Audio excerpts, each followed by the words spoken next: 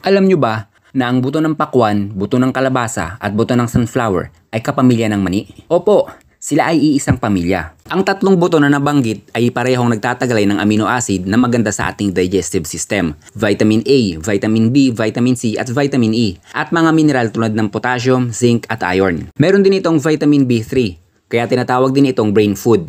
Hindi lang kasabihan na ang pagkain ng mani ay nagpapatalino dahil ito ay totoo. Maganda din ito sa mga taong buntis dahil sa taglay nitong folate. Pag maraming folate ang nagdadalang tao, malayo sa pagkakaroon ng depresya ang batang dinadala niya. At hindi rin totoo na nataas ang gout sa pagkain ng mga buto na nabanggit dahil pinaka-pinagmumulan ng gout ay ang labis na pagkain ng karne. Madalas nasasobrahan sa alat ang mga butong ito dahil sa dami ng asin na tinitimpla sa kanila at ito ay nagiging sanhi ng pag-atake ng rayuma. Kung tatanungin nyo naman kung sino ang mas masustansya sa apat, mani ba, buto ng kalabasa, buto ng pakwan, or buto ng sunflower? Syempre ang sagot ay ang buto ng sunflower. Bukod pa dyan, siya lang ang tanging buto sa apat na sa bulaklak lang nakukuha. Paalala lang po, huwag kayong sosobra sa 2,300 mg nito sa isang araw. Dahil sobrang alat nito at mataas ang sodium, may tsansang may stroke, magkaroon ng osteoporosis, pagrupok ng mga buto, at pagkakaroon ng komplikasyon sa ating bato. Tandaan po natin, ang lahat ng bagay ay dapat binibigyan ng moderasyon ng paggamit at syempre disiplina sa sarili at sa ating katawan. Kung nagustuhan nyo po ang ating video, please share this video and follow na rin ang ating page. Isang minutong dagdag kaalaman galing sa isang magsasaka.